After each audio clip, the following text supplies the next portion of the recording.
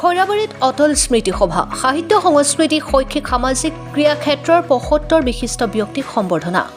ভাৰতৰ প্ৰাক্তন প্ৰধানমন্ত্ৰী ভাৰতৰত্ন অটল বিহাৰী বাজপেয়ীৰ জন্ম শতবাৰ্ষিকীৰ প্ৰাক্ষণত মৈৰাবাৰীত আজি অনুষ্ঠিত হয় অটল স্মৃতি সভা ভাৰতীয় জনতা পাৰ্টিৰ ওদালগুৰি জিলা সমিতিয়ে খৈৰাবাৰীৰ শ্ৰীমন্ত শংকৰদেৱ সত্ৰ প্ৰেক্ষাগৃহত জিলা ভিত্তিত আয়োজন কৰে এই সভা বিকন চন্দ্ৰ ডেকাই সঞ্চালনা কৰা এই সভাত অংশগ্ৰহণ কৰি ভাজপাৰ ৰাজ্যিক মুখপাত্ৰ কিশোৰ উপাধ্যায় অটল বিহাৰী বাজপেয়ীক শ্ৰদ্ধাৰে স্মৰণ কৰে আৰু বাজপেয়ীৰ জীৱন দৰ্শন সম্পৰ্কে বক্তৃতা প্ৰদান কৰে জিলা বিজেপিৰ সভাপতি সুনীল বসুমতাৰীয়ে আদৰণি ভাষণ প্ৰদান কৰা এই সভাত বিটিচিৰ পাৰিষদ ভৱেন্দ্ৰ বড়ো বিজেপি নেতা নিৰঞ্জন সিং জ্যোতিপ্ৰসাদ ৰাভা খগেন নাৰ্জাৰী ন বিজেপি মিনন মোছাহাৰীকে ধৰি গেৰুৱা দলটোৰ ভালেসংখ্যক নেতা কৰ্মী উপস্থিত থাকে গাম্ভীৰ্যপূৰ্ণ এই সভাতে গেৰুৱা দলটোৰ প্ৰাক্তন নেতা কৰ্মী আৰু জ্যেষ্ঠ নাগৰিকৰ লগতে সাহিত্য সংস্কৃতি শৈক্ষিক সামাজিক ক্ৰিয়াকে ধৰি ভিন্ন ক্ষেত্ৰৰ ৭৫ গৰাকী বিশিষ্ট ব্যক্তিক আনুষ্ঠানিকভাৱে সম্বৰ্ধনা জ্ঞাপন কৰে ভাজপাৰ ওদালগুৰি জিলা সমিতিয়ে খৈৰাবাৰীৰ পৰা ধীৰেন মহলীয়া ৰিপৰ্ট অৰুণোদয় আসাম আজি আমাৰ ওদালগুৰি জিলা ভাৰতীয় জনতা পাৰ্টিয়ে এইটো আয়োজন কৰা হৈছে অটল স্মৃতি সভা এইটো গোটেই অসমতে আমাৰ জিলা ভিত্তিত আয়োজন কৰা হৈছে আৰু অটল বিহাৰী বাজপেয়ীৰ আমাৰ শতবাৰ্ষিকী চলি আছে ইয়াত আজিৰ এই প্ৰগ্ৰামত আমি নিৰ্দিষ্ট বক্তা হিচাপে আমি আমন্ত্ৰণ কৰি আনিছোঁ ভাৰতীয় জনতা পাৰ্টি ৰাজ্যিক মুখপাত্ৰ তথা আমাৰ আসাম স্মল ইণ্ডাষ্ট্ৰিয়েল ডেভেলপমেণ্ট কৰ্পৰেশ্যনৰ চেয়াৰমেন মাননীয় কিশোৰ উপাধ্যায় আমাক নিৰ্দিষ্ট বক্তা হিচাপে ভাৰতীয় জনতা পাৰ্টি ৰাজ্যিক সমিতি আমাক আমাৰ ওচৰত বক্তা ৰাখিবৰ কাৰণে পঠাইছে তেখেত বক্তব্য দাঙি ধৰিছে আমাৰ এইখন প্ৰগ্ৰামতে প্ৰায় 75জন সমাজ সেৱক যিসকলে কৃষি ক্ষেত্ৰতে হওক বা এডুকেশ্যনেল ফিল্ডতে হওক বিভিন্ন ক্ষেত্ৰত যিসকল মানে কণ্ট্ৰিবিউশ্যন আছে তেওঁলোককো আজি আমি সম্বৰ্ধনা জনাইছোঁ খুব সুন্দৰ হৈছে অটল বিহাৰী বাজপেয়ীৰ কথাটো আমি সকলোৱে জানো কিন্তু বিতংভাৱে তেখেতৰ যি চিন্তাধাৰা তেখেতৰ এই সময়ৰ পৰা যি তেখেতৰ কণ্ট্ৰিবিউশ্যন আছিল ডেভেলপমেণ্টৰ ক্ষেত্ৰত সেইটো বহুত ৰাইজে নাজানে সেইটো আজি সেইটো সভাৰ জৰিয়তে আমাৰ কিশোৰ দাই আমাৰ ৰাইজক জনাইছে তেখেত আমাৰ মাজত আহিছে আৰু বাকী আপোনালোকে তেখেতৰ পৰা শুনিবলৈ পাব মই কিশোৰ দাক মই অনুৰোধ কৰিছোঁ এটা সন্মানজনক সম্বৰ্ধনা এটা পাম বুলি মই কোনোদিন ভবা নাছিলোঁ কোনে কেনেকৈ কি পাইছে আমি আমাৰ কিবা গুণ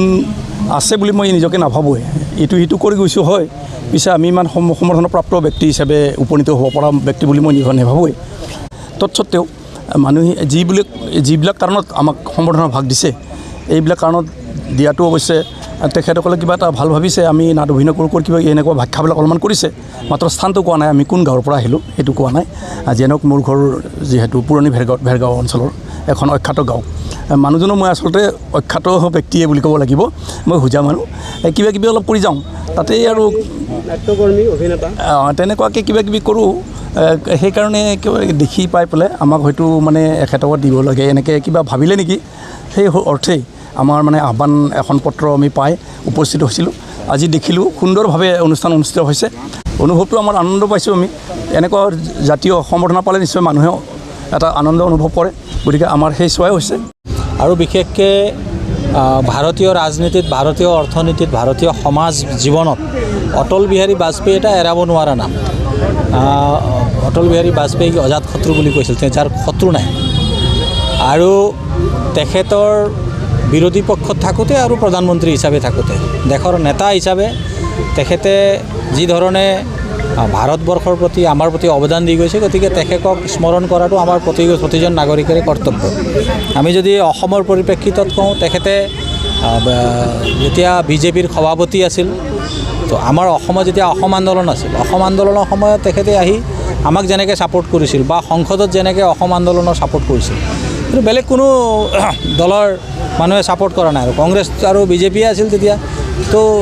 কংগ্ৰেছৰ দ্বাৰা ছাপোৰ্ট কৰা কথাই নাহে তেহেঁতে অসমৰ ল'ৰাক হত্যা কৰিলে গতিকে তাৰ বিৰোধিতা কৰি অসমৰ মানুহৰ ৰাইজৰ ছাপোৰ্টত যে অটল বিহাৰী বাজপেয়ী ডাঙৰীয়া আছিল তাৰপিছত যদি আমি চাওঁ অসমৰ ডেভেলপমেণ্টৰ কাৰণে নৰ্থ ইষ্টৰ ডেভেলপমেণ্টৰ কাৰণে যদি আমি চাওঁ ডোনাৰ যিটো মিনিষ্ট্ৰী সেইটো অটল বিহাৰী বাজপেয়ী ডাঙৰীয়াই আনিছিল। আজি যদি আমি অসম চুক্তিৰ ফলাফলৰূপে যদি আপোনালোকে নুমলীগড় শোধনাগাৰ কয় 1999ত যেতিয়া তেখেত প্ৰধানমন্ত্ৰী আছিল তেখেতে ইনগুৰেশ্যন কৰিছিল। আজি যদি আপোনালোকে শংকৰদেৱ যিটো কনভেনশ্যন চেণ্টাৰ আপুনি কলাক্ষেত্ৰত যায় সেইটো আৰম্ভ কৰিছিল, ৰিমছ ইম্ফল অটল বিহাৰী বাজপেয়ী ডাঙৰীয়া। নৰ্থ ইষ্টৰ প্ৰতি তেখেতৰ যিটো অৱদান সেই অৱদান আৰু আপুনি আগতে আমি নেশ্যনেল হাইৱে বুলি ক'লে এটা সৰু 12 ফুটীয়া ৰাস্তা এটা অনুমান কৰিছিলোঁ। আজি আপুনি চুৰাটৰ পৰা ত্ৰিপুৰালৈ আৰু কন্যাকুমাৰীৰ পৰা জম্মু কাশ্মীৰলৈ 4 লেন বাদ দিয়ক 6 লেন হৈ গৈছে। আজি গাঁৱে গাঁৱে ৰাস্তা। আগতে আমি শিল পেলালেই বহুত কিবা হোৱা বুলি ভাবিছিলোঁ। আজি গাঁৱে গাঁৱে পকী ৰাস্তা হৈছে। প্ৰধানমন্ত্ৰী আৱাস যোজনা, প্ৰধানমন্ত্ৰী যিটো আমাৰ গ্ৰাম সড়ক যোজনাৰ জৰিয়তে আপুনি সৰ্বশিক্ষা অভিযান, তেখেতে প্ৰাইমাৰী এডুকেশ্যনক সাৰ্বজনীন কৰাৰ ক্ষেত্ৰত যিটো গুৰুত্বপূৰ্ণ ভূমিকা গ্ৰহণ কৰিলে, যিটো সৰ্বশিক্ষা অভিযানৰ জৰিয়তে। তাৰপিছত আপুনি চাব নেশ্যনেল হেল্থ মিছন, যে আমাৰ যিটো স্বাস্থ্যৰ কাৰণে যেনেকৈ নেশ্যনেল হেল্থ মিছন লৈ আহিল। তো আল্টিমেট তেখেতে এডমিনিষ্ট্ৰেশ্যনত হওক, গভৰ্ণমেণ্টত হওক, অপজিশ্যনত হওক, এজন কবি হিচাপে কওক, এজন বিৰোধী নেতা হিচাপে আজি এই আন্তঃৰাষ্ট্ৰীয় পৰ্যায়ত গৈ 1977ত গৈ UN-ত গৈ তেখেতে হিন্দীত প্ৰথমবাৰৰ কাৰণে উপস্থাপন কৰি আহিলে, আৰু যিটো ভাষণ আজিও most popular speech in UN history. তো তেনেকুৱা এজন মানুহ যাৰ সময়ত 77ত যেতিয়া তেখেত ফৰেইন মিনিষ্টাৰ আছিল, পাকিস্তান আৰু চাইনাৰ লগত ৰিলেশ্যন ডেভেলপ হৈছিল। তো এইটো বহুত ডাঙৰ কথা। পাৰমাণৱিক বিস্ফোৰণ যাৰ জৰিয়তে ভাৰত আজি শক্তিশালী হৈছে। যে এই গোটেই কথা বতৰাবোৰ আমি সকলো ভাৰতীয় জনতা পাৰ্টি বুলিয়ে নহয়, সকলো আমি ভাৰতবৰ্ষৰ নাগৰিকে তেখেতৰ যি কণ্ট্ৰিবিউশ্যন দেশৰ প্ৰতি আমি তেখেতৰ জনাটো প্ৰয়োজন। আৰু তেখেতৰ নিচিনা এজন মহাপুৰুষ ভাৰতীয় জনতা পাৰ্টীক নেতৃত্ব দি আমি সেই ভাৰতীয় জনতা পাৰ্টীৰ কাৰ্যকৰ্তা হিচাপেও আমাৰ এইটো দায়িত্ব আৰু কৰ্তব্য। আৰু সেই হিচাপে এই 100 বছৰৰ যিটো তেখেতৰ জন্ম জয়ন্তী আমি আৰম্ভ কৰিছোঁ। গতিকে এয়া এই গোটেই বছৰ ধৰি চলিব। এইটো এটা পৰ্যায়। ইয়াৰ পিছত বিভিন্ন ধৰণৰ আৰু কাৰ্যসূচী আমাৰ থাকিব।